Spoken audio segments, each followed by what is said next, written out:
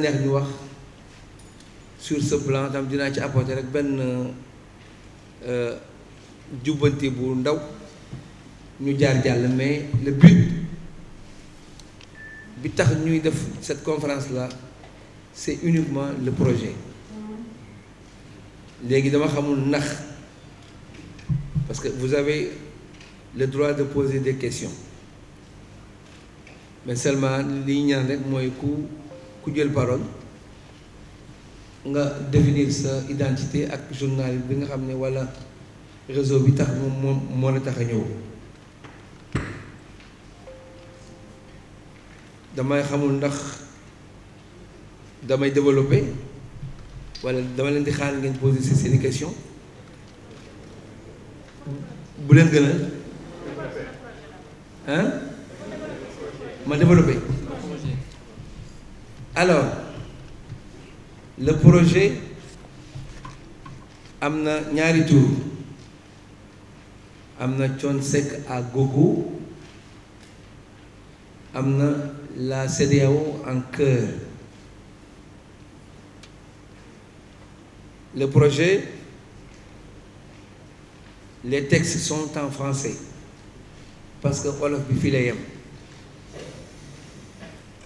bu fekkoon ne wolof bi la kon duñ ko mën a yaatal ba yeneen chanteur yeneen dëkk mën ko jël pour bokk ci. Je m'explique. bi may dem au Mali, j'ai apporté les textes en français. Maliens yi dañ ko traduire ñoom ci seen langue d'origine en respectant l'idée des textes, traduire ko mu neex lool. On s'est battu pour que seen traduction yi mu tombe ak longueuru musique yi à telle enseigne que ñoom ñëpp woy nañ ko à l'aise. su ma juumul les pays de la CEDEAO font 14 ou 12, je ne sais pas, mais yëpp on est obligé fukki nekk ñu dem fa. On a pris tous les contacts pour que la CEDEAO en cœur bi juddu. Mais ni muy génnee la leen di bëgg expliquer. Je commence d'abord par les versions yi nga xam ne ñoo ma concerné. Comme li ma woy la ñëpp woyaat, charme projet bi mooy même musique bi la même parole yi, mais woykat bu nekk yàlla may na la loo xam ne yow yaa ko moomal sa bopp.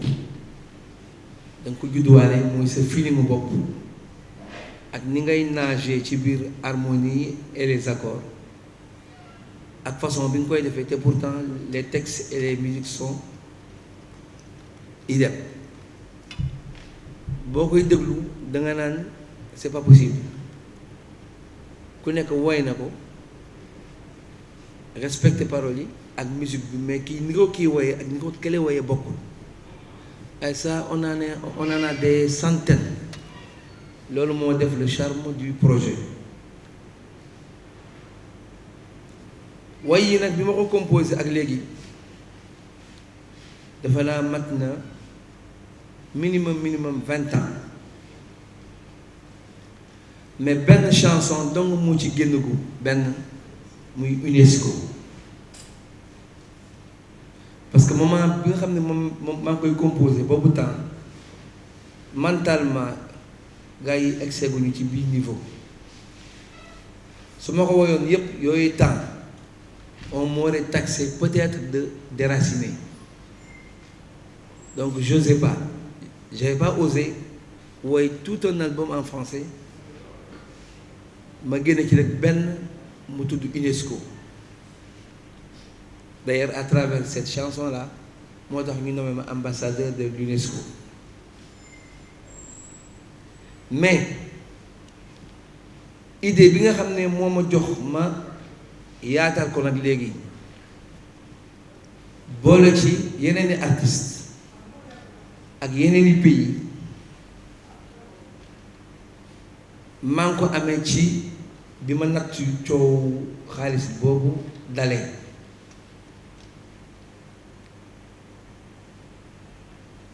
ñëpp réere wuñ mbir ne que nekkoon na xawma en mandat de dépôt xawma ni nga koy waxe wala mandat d'arrêt yëpp non mandat d'arrêt c'est xanaa gars yi daw ñoo ko moom man daw moom je pense que nekkoon na en ba détention préventive waaw bu 8 mois 8 mois c'est pas 8 jours c'est pas 8 semaines ça fait 8 mois 1 an yi li ko manqué bariwul alors temps bi ma nekkee foofu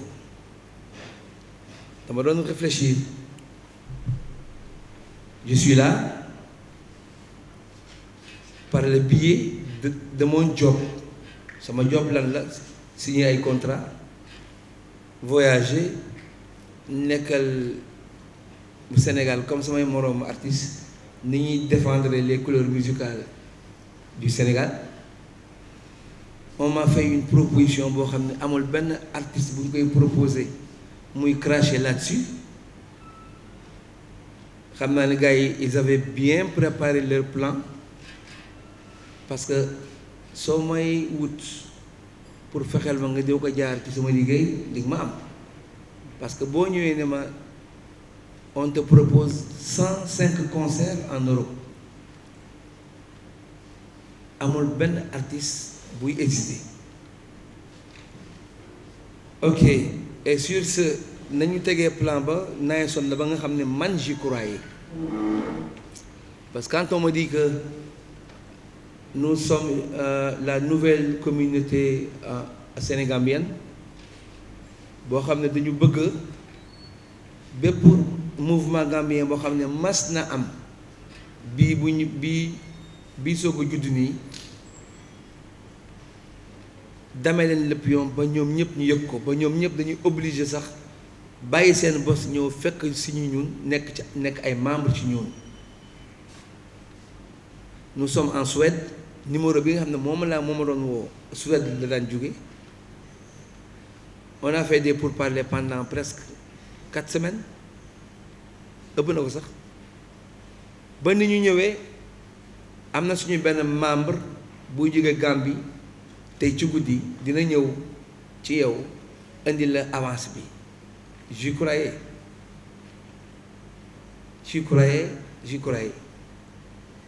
alors comme ñëw nañu jokkalante waxlante léegi il faut maintenant attendre la venue de l'ambassadeur de Suède dont j'ai même oublié le nom bi ñu ma jox ne comme la Suède devait être le parrain de la tournée européenne ñoom ni ñu ma ko expliqué et cetera léegi nag sur ce comme loolu am na bañ demee bi ci biir la comprendre beaucoup de choses que ne ko lii ay dóor la yóbbu nañu sama 85 millions mais loolu taaj ba bañ ma taaj foofu moo ma gën a déplané ko loolu alors temps bi ma def foofu nag j'ai compris beaucoup de choses xaw ma nag ku nekk derrière le complot su ma ko xamoon mu neex mais bu fekkee ne ñoom kase sama image moo taxoon ñu def loolu moom yàlla nangul leen ko nangul na leen nag yóbbu nañu sama alal nangul na leen téye nañ ma ab diir loolu yëpp nangul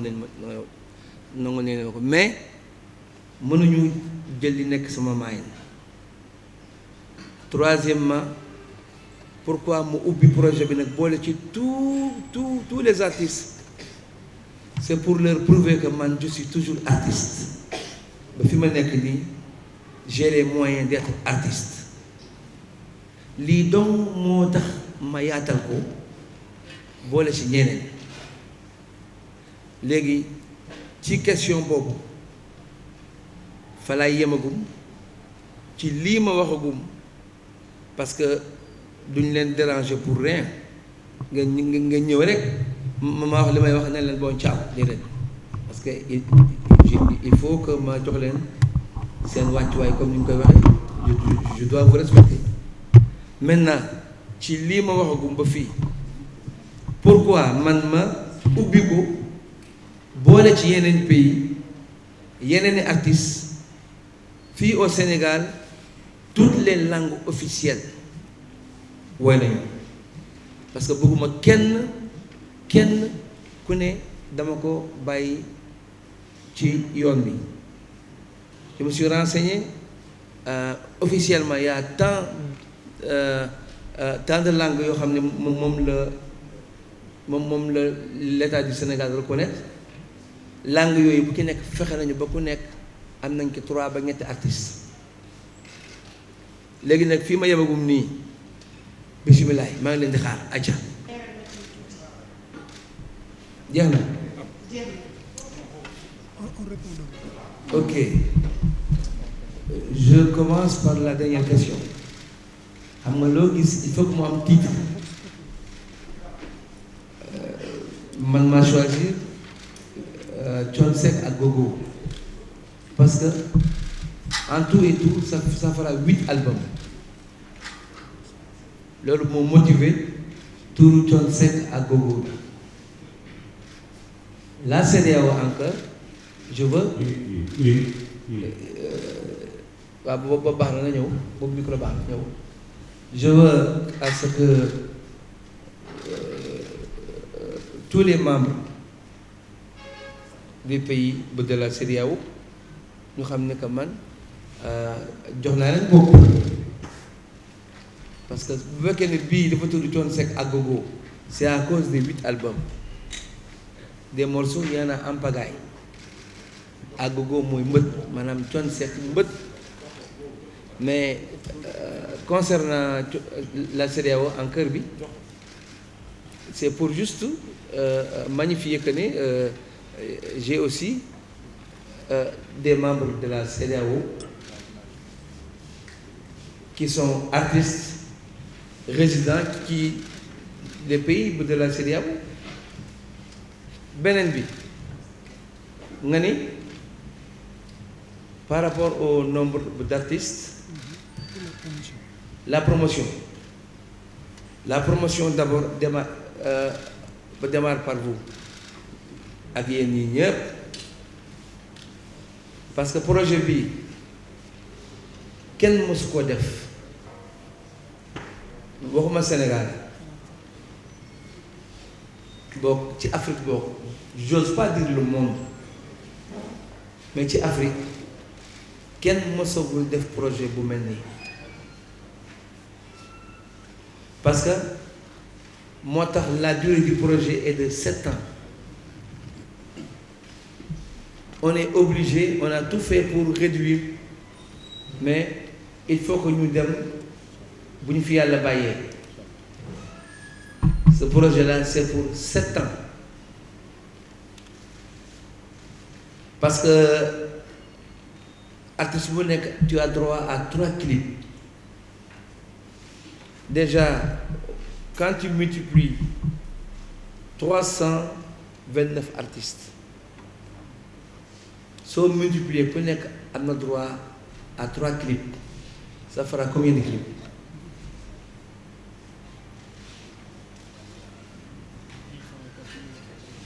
je calcule leen bokk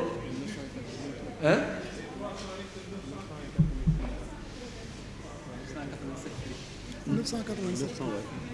329. Donc les 329 feront 987 clips voilà te yëpp diwo la man j'ai déjà chanté par exemple yow mu jël la ne la kaay da ngay woyaat rek ce que j'ai chanté bu ñu paree bu nekkee 10 paragraphes man dañuy dindi man sama 5 yi ma woy dugal yow sa 5 paragraphes yaa ngi may suivre léegi bu ñu paree à la finalité mais diwoo la maag yow on est obligé même ci clip bi même bu ñu koy tourner mu nekk duo maag yow damay fexe nag ba doomu yóbbul dara fexeel yow tam ba bu ma la yóbbul dara ci wàllu woy bi ci wàllu présence bi ak ci wàllu sañse bi et j'ai respecté aussi la parité parce qu'il y a beaucoup de femmes qui ont posé. Ok, c'est bon? C'est bon. Je commence par la dernière question. À part le Mali, il y a tous les pays de la CEDEAO dont c'est les chanteurs. Si je me la CEDEAO fait 14 pays, non? 14. Voilà. Donc il faut multiplier 14 fois 20. Pour les Pour les poses de voix, vous avez dit au Mali, vous avez déjà la 4 artistes qui ont déjà posé leur voix. Ok. Quand il fallait poser les voix pour le Mali, je me suis déplacé moi-même avec l'ingénieur de son et un ordinateur adéquat où il y avait toute la musique. Arrivé au studio du feu Ibrahim Silla, que la terre lui soit légère, et on a fait les branchements qu'il fallait. Et les artistes maliens ont posé dans le tempo de la musique, et on est revenu avec. Bon, si tu passes au studio, je vais te faire l'honneur, hein, à ce que tu écoutes au moins une des versions.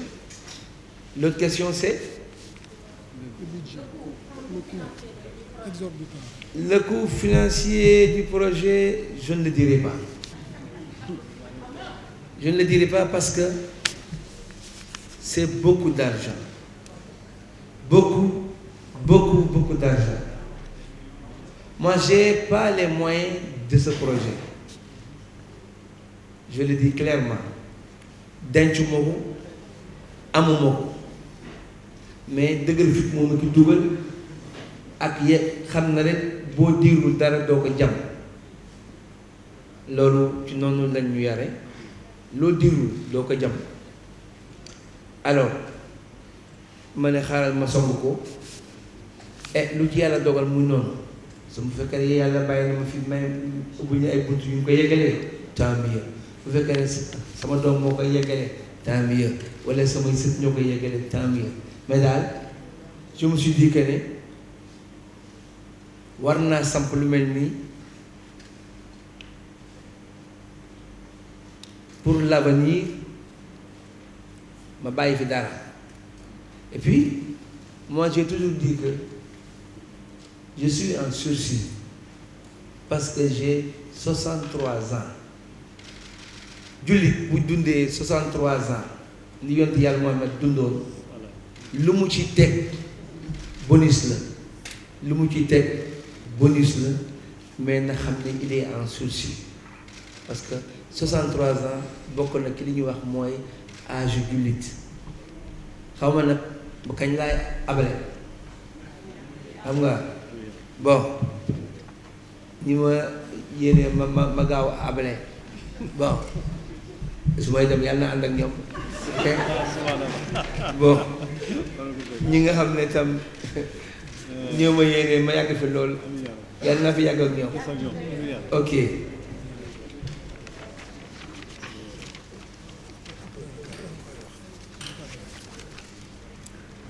tu vois dafa naa ne wala jeex na question bi waaw ok les 8 albums hein.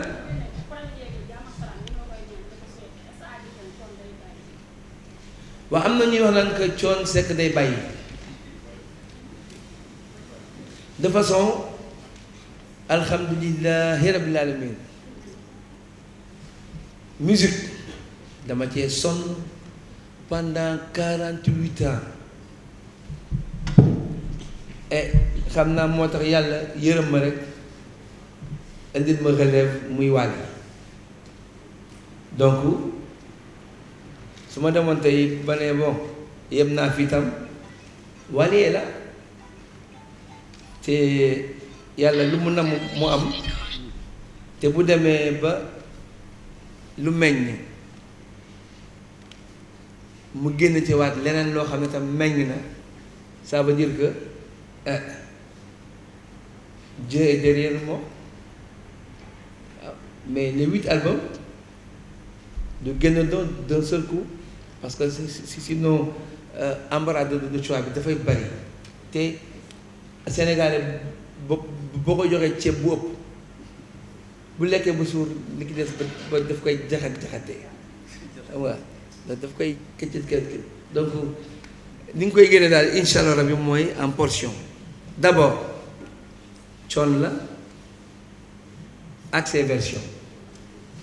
Après il y aura Thione et les salseros parce que am na version salsa am na version reggae am na version R&B am na version lu tudd encore rap am na version classique ba léegi itam damay wax naa ne bii moom kenn mësu koo def te yaakaaruma astafurlah xanaa un Wally puisé ci inspiré wu ci moom itam def à sa façon c'est bien possible mais bii moom c'est made in Faramareen bii moom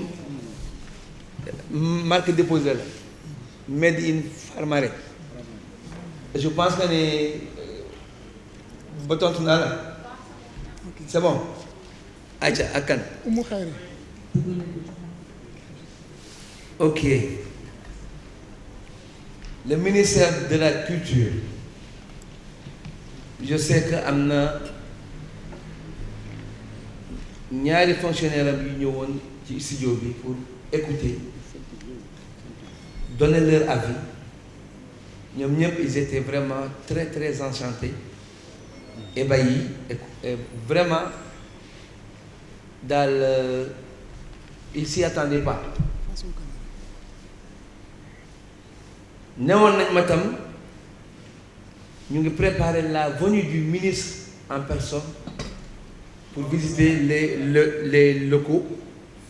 ensuite dégluwaale mais déedéet sama benn ngaam bi tam ci affaire bi la bokk ngaam bi c'est di Thione Seck acca bu jëlee ngaam bi ok donc ñu ne ministre bi dina fa ñëw visiter les locaux dina fa ñëw tam déglu boobu ba léegi nag maa ngi xaar quant à le but du projet wax naa ko sax j'ai dit pourquoi ma ubbi ko nii parce que j'ai voulu prouver que ña ma defoon lee ba léegi maa ngi nii ba léegi mën naa li may def je suis artiste beneen question bi su ma fàttewul mooy date de sortie ok damay bañ nag cat dugg ci moo tax damay bàyyi ba mu wóoru ma ne que date de sortie bi des na environ 15 jours wala 20 jours maximum ma soog ko annoncé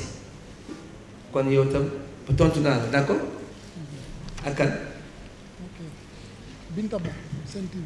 Binta Ba Sen TV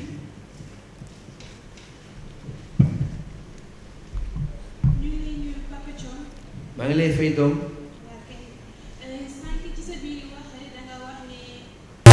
doom bi xanaa bopp liggéey donc bopp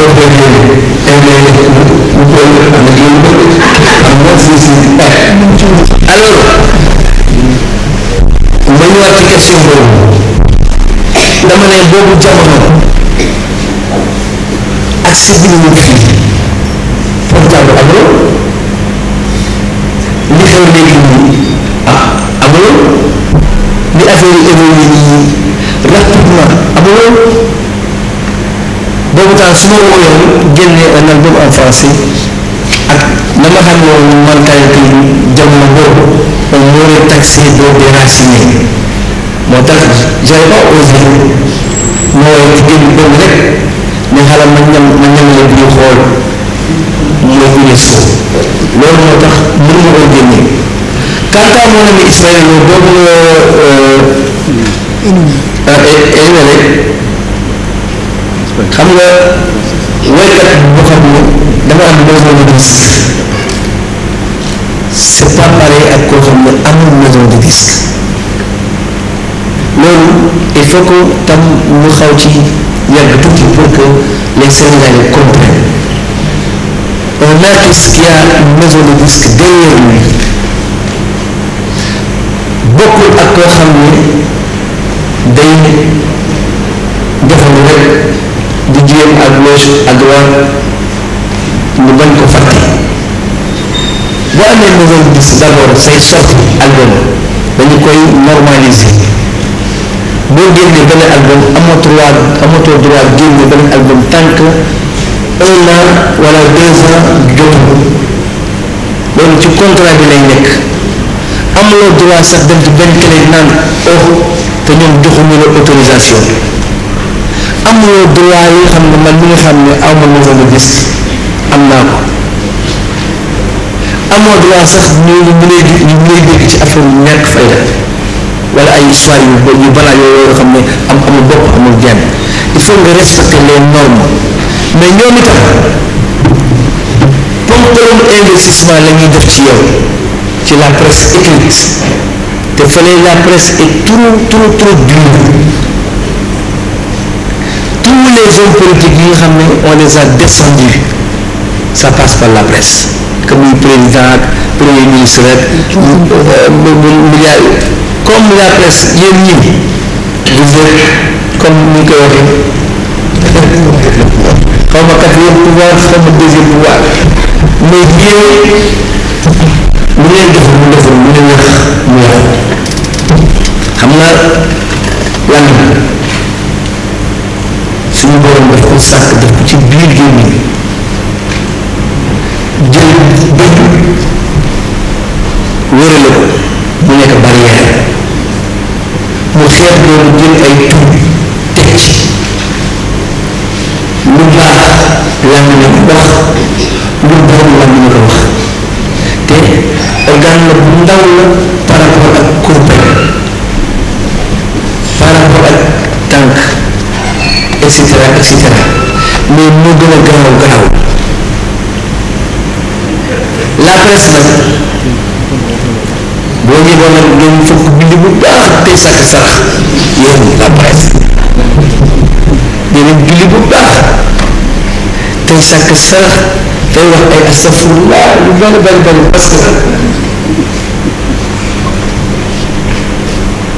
pendant 40 wala 45 ans yi ma def ak yéen ñoo ak wala yi sama morom def ak yéen ñëpp ay musul ci yéen la presse su ma revenir rek par exemple ci sama coow boobu ma amoon presse boobu taw yi ba mu dal wax loo xam ne man j'étais ébahi quoi kër Thione Seck 44 milliards mais 50 milliards na nga ah te li ñu wax xam nañu ci dara fekk wuñu dara di ko taw man dama dem ba ma ne waa xanaa ñii dañuy fàtte ne man Sénégal la comme moom parce que je ne comprends pas loo xam ne dañ ko doon ubbee ay kayitu Kleenex nekk ci biir Kleenex waaw moo jël ay Kleenex ka def ko 50 milliards c'est extraordinaire vraiment incompréhensible la presse mais comme mënuñu dem sans yéen maanaam li ñuy wax naan mal nécessaire mooy yéen je m'attends bu ñu laa doon Sénégal mal nécessaire moom mooy yéen am nañ fi njëriñ lool waaye nag wax dëgg yàlla ñëpp la ñuy musu bu fekkee rek